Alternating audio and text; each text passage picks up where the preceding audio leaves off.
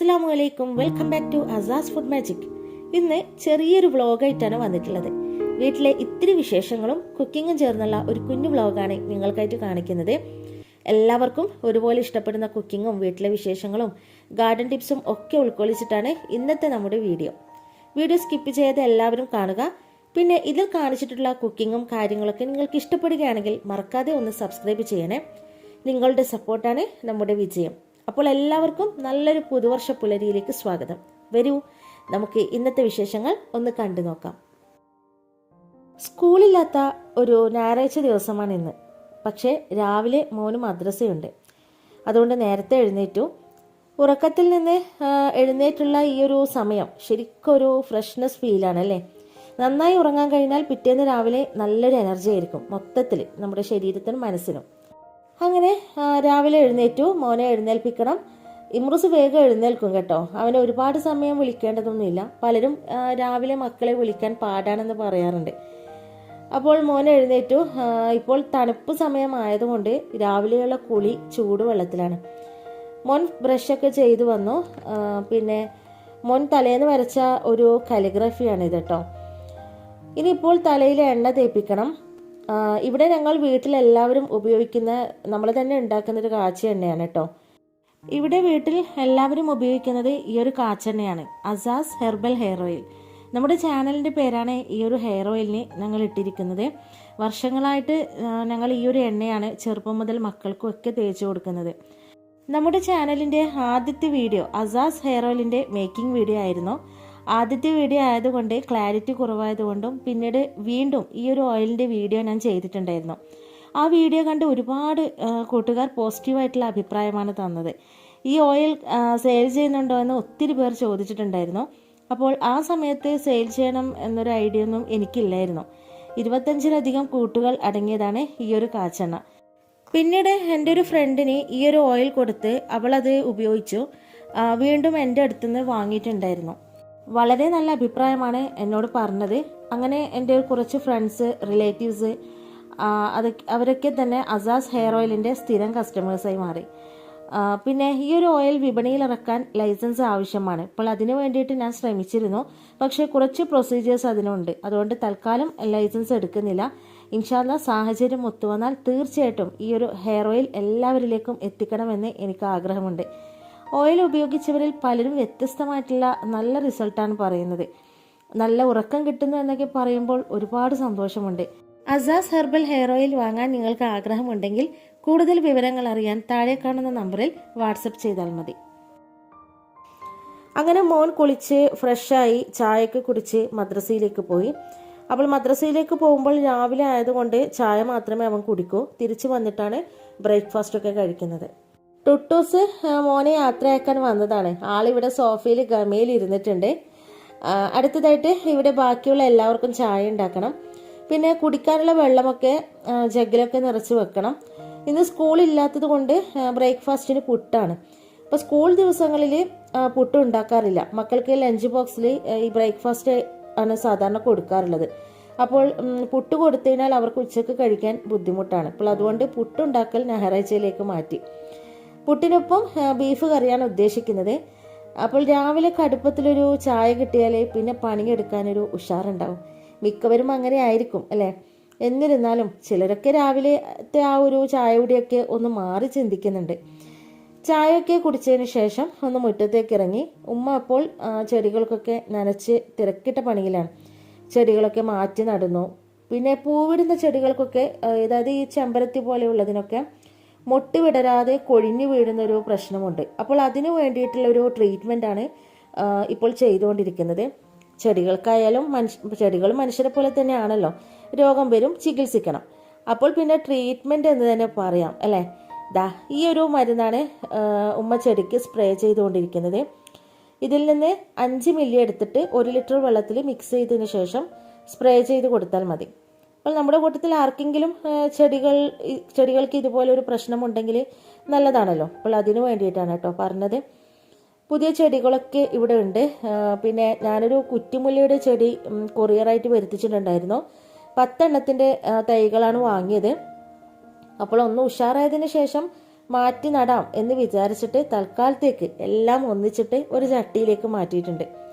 അപ്പോൾ ടുട്ടു ഇതൊക്കെ നോക്കിക്കൊണ്ട് കറങ്ങി നടക്കുന്നുണ്ട്. ലീവുള്ള ദിവസങ്ങളിൽ രാവിലെ ഇത്തരം പണികളൊക്കെ കഴിഞ്ഞതിന് ശേഷമേ കിച്ചണിലെ രാവിലെയുള്ള ഒരു ബ്രേക്ക്ഫാസ്റ്റിൻ്റെ കാര്യങ്ങളൊക്കെ നോക്കുകയുള്ളൂ. അപ്പോൾ ചെടികൾ ഇഷ്ടപ്പെടാത്തവർ ആരാ ഉള്ളതല്ലേ? അപ്പോൾ പക്ഷേ അതൊക്കെ വേണ്ട വിധത്തിൽ പരിചരിക്കാനുള്ള ഒരു സമയവും മനസ്സും വേണം. അല്ലാതെ ഒരാവശ്യത്തിന് ചെടികളൊക്കെ വാങ്ങി വെച്ചിട്ട് കാര്യമില്ല. അങ്ങനെ മുറ്റത്തെ പണികളൊക്കെ ഏകദേശം കഴിഞ്ഞു. ഉമ്മ ചെടികളൊക്കെ മാറ്റി നടുന്ന തിരക്കിലാണ്. അപ്പോൾ പുതിയ ചട്ടിയിലേക്ക് ചെടി മാറ്റി നടുകയാണ് ചെയ്യുന്നത്. പിന്നെ ഉമ്മാക്ക് കൂടുതൽ ഇഷ്ടം ഇലച്ചെടികളാണ്. എനിക്കാണെങ്കിൽ പൂവുള്ള ചെടികളാണ് കൂടുതലായിട്ട് ഇഷ്ടം. എസ്പെഷ്യലി റോസിൻ്റെ ചെടികളൊക്കെ, റോസയുടെ ചെടികളൊക്കെ എനിക്ക് ഭയങ്കര ഇഷ്ടമാണ്. പക്ഷേ അത് കുറേ നാൾ നിലനിൽക്കില്ല, അതാണ് അതിൻ്റെ ഒരു പ്രശ്നം. പിന്നെ ഇലച്ചെടികളും കാണാനൊരു ഭംഗിയാണ്, പക്ഷെ പൂക്കൾ ഉണ്ടാകുമ്പോഴാണ് ഒരു ഭംഗി അല്ലേ. ഇന്ന് പുട്ടും ബീഫ് കറിയുമാണെന്ന് നേരത്തെ പറഞ്ഞല്ലോ. അപ്പോൾ പുട്ട് ഞാൻ ഉണ്ടാക്കാമെന്ന് വിചാരിച്ചു, കറി ഉമ്മയും. അപ്പോൾ പുട്ടിനൊപ്പം ഉമ്മ ഉണ്ടാക്കുന്ന ഒരു ബീഫ് കറിയുണ്ട്, അതാണ് നിങ്ങൾക്കായിട്ട് ഇനി കാണിക്കാൻ പോകുന്നത്. പുട്ടും കടലയും പുട്ടും ബീഫും, ഇതാണ് ഇവിടുത്തെ ഒരു സ്ഥിരം കോമ്പിനേഷൻ. ചിലർ പുട്ടിനൊപ്പം ചെറുപയർ കറി ഉണ്ടാക്കാറുണ്ട്. ഞങ്ങളിവിടെ നീർദോശക്കൊപ്പമാണ് ചെറുപയർ കറി ഉണ്ടാക്കാറുള്ളത്. അപ്പോൾ നമുക്ക് ബീഫ് കറിക്കുള്ള സാധനങ്ങളൊക്കെ ഇവിടെ ഉമ്മ റെഡിയാക്കിയിട്ടുണ്ട്. ഇനിയിപ്പോൾ നമുക്ക് കറി ഉണ്ടാക്കി തുടങ്ങാം. ബീഫിലേക്ക് ഇഞ്ചി, പച്ചമുളക്, വെളുത്തുള്ളി ഇതൊക്കെ ചതച്ചതും, പിന്നെ മഞ്ഞൾപ്പൊടി, പെരുംജീരകം പൊടി, മല്ലിപ്പൊടി, മുളക് പൊടി, കറിവേപ്പിലയും ഉപ്പും ചേർത്തിട്ട് നല്ലോണം തിരുമ്മി യോജിപ്പിക്കുക. അടുത്തതായിട്ട് കുക്കറിൽ വെളിച്ചെണ്ണ ഒഴിച്ച് ഉലുവ, വഴനയില, അതായത് ബേ ലീവ്സ്, പിന്നെ ഏലക്കായ്, പിന്നെ നീളത്തിലരിഞ്ഞ സവോളയും ചേർത്ത് വഴറ്റുക. ഇതിലേക്ക് അല്പം ഉപ്പും കൂടി ചേർക്കുക. ശേഷം നമ്മൾ നേരത്തെ റെഡിയാക്കി വെച്ച ബീഫും ചേർത്ത് ഇളക്കി ബീഫ് വേവാൻ ആവശ്യമായിട്ടുള്ള വെള്ളവും ഒഴിച്ചു കൊടുക്കുക. ഇതിലേക്ക് തക്കാളിയും ചേർത്ത് കുക്കർ അടച്ച് വെച്ച് നമുക്ക് ഈ ഒരു ബീഫൊക്കെ ഒന്ന് വേവിച്ചെടുക്കാം. വളരെ സിമ്പിളായിട്ട് ഉണ്ടാക്കാൻ പറ്റുന്നൊരു കറിയാണ്. നമ്മൾ സാധാരണയായിട്ട് പുട്ടിന് ഈ ഒരു കറിയാണ് ഉണ്ടാക്കാറുള്ളത്. അപ്പോൾ ബീഫ് വേവുമ്പോഴേക്കും പുട്ട് റെഡിയാകും. അപ്പോൾ പുട്ടൊക്കെ ഉണ്ടാക്കാൻ എല്ലാവർക്കും അറിയുന്നത് കൊണ്ട് വിശദമായിട്ടൊന്നും കാണിക്കുന്നില്ല. അപ്പോൾ അറിയാത്തവർക്കായിട്ട് സോഫ്റ്റ് ആയിട്ടുള്ളൊരു പുട്ട് എങ്ങനെ ചെയ്തെടുക്കാം എന്നതിൻ്റെ വീഡിയോസ് ഞാൻ മുന്നേ ചെയ്തിട്ടുണ്ട്. അതുപോലെ നല്ലൊരു കടലക്കറിയും കാണിച്ചിട്ടുണ്ടായിരുന്നു. അപ്പോൾ രണ്ട് വീഡിയോൻ്റെയും ലിങ്ക് ഞാൻ താഴെ ഡിസ്ക്രിപ്ഷനിൽ കൊടുക്കാം കേട്ടോ. അതിൽ വിശദമായിട്ട് പാക്കറ്റ് പുട്ടുപൊടി ഉപയോഗിച്ചിട്ട് സോഫ്റ്റ് ആയിട്ട് പുട്ടുണ്ടാക്കുന്നത് എങ്ങനെയെന്ന് കാണിക്കുന്നുണ്ട്. അപ്പോൾ നമ്മളിവിടെ കുക്കറിൽ വെള്ളം വെച്ചിട്ട് അതിലാണ് പുട്ടുണ്ടാക്കുന്നത്. ഇപ്പോൾ കുക്കറിൻ്റെ ഉൾവശം കറുത്തു പോകാതിരിക്കാൻ പുളിനാരങ്ങ മുറിച്ച് വെള്ളത്തിലൊന്ന് ഇട്ട് കൊടുക്കും. അതിപ്പോൾ ഇഡ്ഡലി ചുടുമ്പോഴായാലും ഇഡ്ഡലി പാത്രത്തിൽ ഇതുപോലെ നമ്മൾ നാരങ്ങ ഇട്ട് കൊടുക്കാറുണ്ട്. അപ്പോൾ പാത്രം കറിക്കില്ല. അപ്പോൾ പുട്ടുപൊടി ഒന്ന് നനച്ചെടുത്തതിന് ശേഷം മിക്സിയിലിട്ടിട്ടൊന്ന് കറക്കിയെടുത്തിട്ടാണ് നമ്മളിവിടെ പുട്ടുണ്ടാക്കാറുള്ളത്. ഉമ്മ പുട്ടിനുള്ള തേങ്ങ ചിരവുകയാണ്. അപ്പോൾ ടുട്ടൂസ് എവിടെ നിന്നാണെന്ന് അറിയില്ല, അവനോടി വന്ന് തേങ്ങ കിട്ടാൻ വേണ്ടി കാത്തിരിക്കുന്നുണ്ട്. അവനിഷ്ടമാണ് തേങ്ങ, എത്ര കൊടുത്താലും കഴിക്കും. അപ്പം തേങ്ങ ചുരുണ്ടുന്ന സൗണ്ട് കേട്ട് കഴിഞ്ഞാൽ മതി, എവിടെ നിന്നായാലും അവൻ ഇവിടെ ഹാജരാകും. തേങ്ങ ഇട്ട് കൊടുത്തില്ലെങ്കിൽ ഉമ്മയെ തേങ്ങ ചുരണ്ടാൻ അവൻ സമ്മതിക്കില്ല കേട്ടോ. അപ്പോൾ തേങ്ങയൊക്കെ കഴിച്ചിട്ട് അവൻ ഉറക്കത്തിലാണ്. ആളിവിടെ നല്ല സുഖമായിട്ട് കിടന്ന് ഉറങ്ങുന്നുണ്ട്. അവൻ ഉറങ്ങട്ടെ. മോൻ വന്നാൽ പിന്നെ ഇങ്ങനെ കിടന്ന് ഉറങ്ങാനൊന്നും സമ്മതിക്കില്ല. അവനിങ്ങനെ എടുത്തുകൊണ്ട് നടക്കും. അപ്പോഴേക്കും കറി ഇവിടെ റെഡിയായിട്ടുണ്ട്. അല്പം കറിവേപ്പിലയും മല്ലിയിലയും ഗരം മസാലയും ഇട്ട് കൊടുത്താൽ നമ്മുടെ കറി റെഡി. പുട്ടും റെഡിയായിട്ടുണ്ട്. പുട്ടായതുകൊണ്ട് നമ്മുടെ ഈ ഒരു കിച്ചണും അതുപോലെ സ്ലാബൊക്കെ ഒന്ന് വൃത്തികേടായിട്ടുണ്ട്. അപ്പോൾ എല്ലാം ഒന്ന് തുടച്ച് വൃത്തിയാക്കി എടുക്കട്ടെ. എല്ലാം ഒന്ന് സെറ്റാക്കിയാൽ പിന്നെ സമാധാനത്തിലിരുന്ന് ഭക്ഷണം കഴിക്കാമല്ലോ. ഇവിടെ എല്ലാം വൃത്തിയാക്കിയിട്ടുണ്ട്. സ്റ്റൗവും സ്ലാബും ബേസും എല്ലാം. ഇനിയിപ്പോൾ അടിച്ചു വാരലും പാത്രം കഴുകലൊക്കെ ആ ഒരു കലാപരിപാടി ഉണ്ടല്ലോ, അതൊക്കെ ഉണ്ട് കേട്ടോ. അതൊക്കെ ഭക്ഷണം കഴിച്ചതിന് ശേഷം മാത്രം ചൂടോടെയുള്ള പുട്ടും ഈ ഒരു ബീഫ് കറിയും കൂട്ടി കഴിച്ചാൽ എത്ര കഴിച്ചാലും മതിയാവില്ല. നമ്മൾ സാധാരണ നോമ്പിനൊക്കെ ഈ ഒരു പുട്ടും ബീഫ് കറിയാണ് ഉണ്ടാക്കാറുള്ളത്. എല്ലാവരും ഇതുപോലെ ഒന്ന് ബീഫ് കറി പുട്ടിനൊപ്പം ഉണ്ടാക്കി നോക്കൂ, എല്ലാവർക്കും ഇഷ്ടപ്പെടും കേട്ടോ. ഒന്ന് ട്രൈ ചെയ്ത് നോക്കണേ. ഭക്ഷണമൊക്കെ കഴിച്ചതിന് ശേഷം ഞാനും മോനും കൂടിയിട്ട് മീൻ വാങ്ങാനായിട്ട് പോവുകയാണ്. പുഴമത്സ്യം വാങ്ങാം എന്നുള്ളൊരു ഉദ്ദേശമാണ്. അപ്പോൾ ലീവുള്ള ദിവസം ഉച്ചയ്ക്ക് എന്തെങ്കിലും സ്പെഷ്യലായിട്ട് ബിരിയാണിയോ മറ്റാണ് ഉണ്ടാക്കാറുള്ളത്. പക്ഷേ ഇന്ന് പൊതിച്ചോറ് ഉണ്ടാക്കാം എന്നാണ് വിചാരിക്കുന്നത്. സിമ്പിളായിട്ട്, അധികം കറികളൊന്നും ഇല്ലാത്തതാണ് കുട്ടികൾക്ക് ഇഷ്ടം.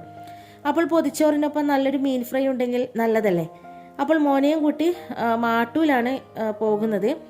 ഇവിടുന്ന് ബോട്ടിലാണ് യാത്ര. അപ്പോൾ രാവിലെ ആയതുകൊണ്ട് വെയിലൊന്നും അധികമില്ല, നല്ലൊരു തണുപ്പാണുള്ളത്.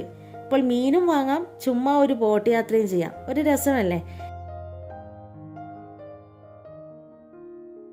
ഇളം വെയിലിൻ്റെ പ്രകാശത്തിൽ പുഴയിലെ വെള്ളത്തിനൊക്കെ വല്ലാത്തൊരു തിളക്കം, നല്ലൊരു കാറ്റും. ഇപ്പോൾ ബോട്ട് യാത്ര പെട്ടെന്ന് തന്നെ ഇവിടെ കഴിഞ്ഞു കേട്ടോ.